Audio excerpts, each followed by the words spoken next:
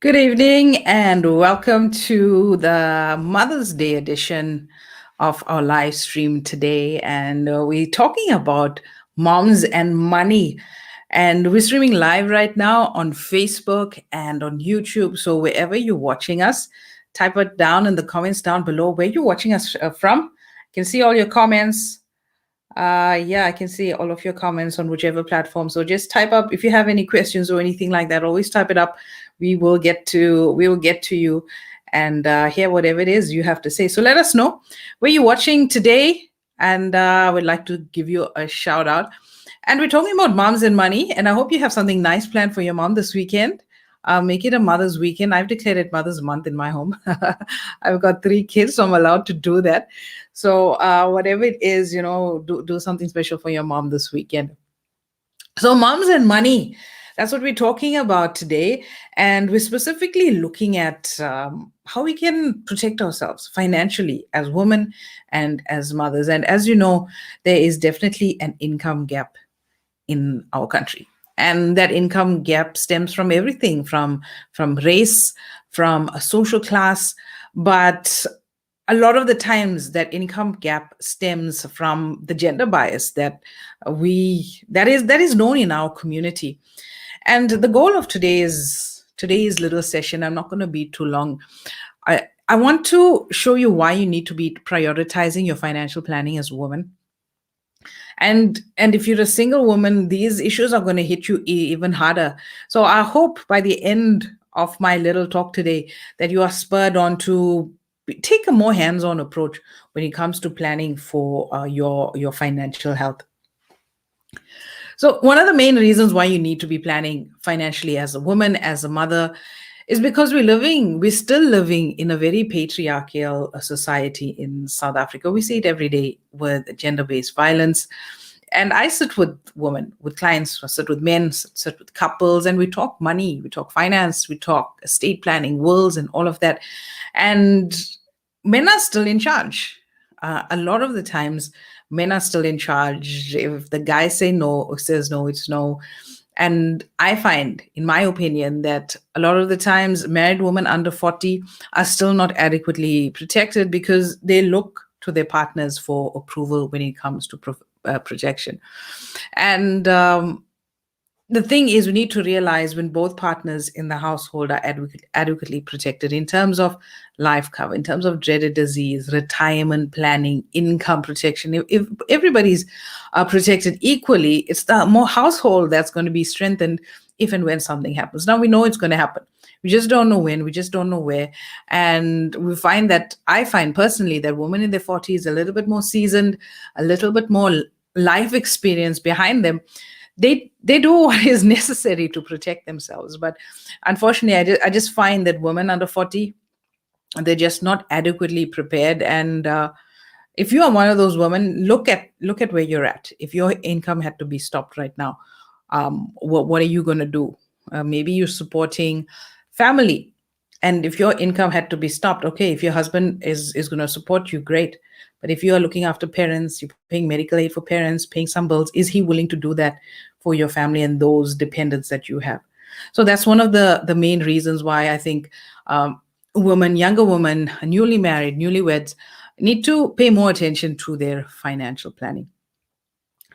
So I want to share something with you. This is something that I actually had in my thesis a couple of years ago. All right, so what we see there is a graph that I found from Statistics South Africa, and this is another reason why mothers need to be planning for their finances. So what you see there is a graph for the pay gap in South Africa. And you can see on this graph over here on the extreme left, the pay gap between men and women with just primary education or no education at all. Men are earning almost double. With men and women with just primary education, again, it's almost double for the men. And as the education level increases, I mean, the gap does narrow. And we see folks with just a high school education. You can see that the statistics is for the pay disparity between 2011 and 2015. And look at high school education, Also a huge gap, but surprisingly, those with tertiary education, look at this gap. This gap is actually women on average earning just over 63% less. Oh, well, only earning 63% of their male counterparts. And that is a huge amount of money. So, what that actually means is, as women, we're earning less. We got to be paying more closer attention to our finances than men. But it's because we are statistically we're earning less. We have access to less funding because if we look at our debt to income ratio, we're earning less. We obviously, even if we have perfect credit scores and perfect financial health, we won't get access to much funding in terms of business, in terms of property. As men that are educationally on the same level as us. All right. Also, I know it's not fair, right? But this is one of the reasons why we need to be paying a closer attention to our money because of the money that we get paid is just not enough for us to compete on that level. Also, look at the career gap. As women that choose to bear children, this impacts your income. Sometimes if you're working for a company that's not child friendly or maternity friendly, you get your couple of months paid maternity leave. But if you want some time extra, if you're having a difficult pregnancy, you want to spend a little bit more time at home with your newborn, you're forced to take unpaid maternity leave at times. Massive blow to your income. What happens to your bills? Your bills don't stop, right? The bills just go up. You just have a newborn at home. You're forced to take this unpaid maternity leave. In some cases, if you want to take a few years off to raise your kids, you're not able to do that. And that's the cost of childbearing. It's not like we can pass it off to somebody else. And even if you do take a few years off work, entering back into the workforce after a little bit of a break is a difficult thing. Right. So that's another thing that we have to consider. Women that are still childbearing, why we need to have to pay closer attention to our financial planning because we got to prepare for this. Our bills don't stop. The medical bills don't stop.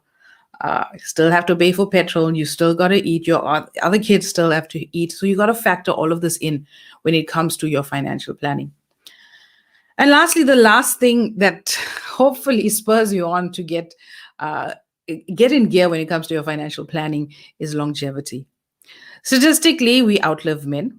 We live a couple of years more than men, and which means we got to plan for additional years of retirement that men don't have to plan for. Well, we know that some of them live longer than us, yes, but are we talking about averages here? Okay, and on average, we live longer. We've got more years to plan for, and obviously, the older you live, the more compromised your health is. You're spending more on healthcare. You need help in the home, and all of those we need to factor in. So when it comes to retirement planning as well, we need a different playbook when it comes to men. So these 4 points, I hope that it gives you an idea, or I hope it scares you into planning for yourself financially, for you to get adequate protection in terms of your income, in terms of disability, dreaded disease, to get your will in order. Our bodies are different to men. We have different health issues that we have to factor in as well. And we got to plan for that. And especially for retirement, you need to be saving a lot more than a man.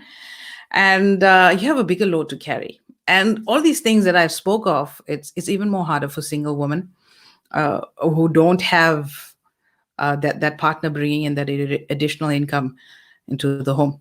So if you need help with your financial planning, reach out. If you already don't have a financial advisor to help you out, inbox me or leave your comments down below, an email address or something like that. I can email you and we can chat. We can do a Zoom call and I can try and help you get things together. All right. So you guys have a fantastic Mother's Day. I hope you plan something nice for your moms. And I hope if you're a mom, your household is planning something nice for you as well. And yeah, we'll chat live next week again. And don't forget to check out our YouTube channel on a Thursday, 8 o'clock. A brand new video is coming out to tell you a little bit more about finances in a South African context.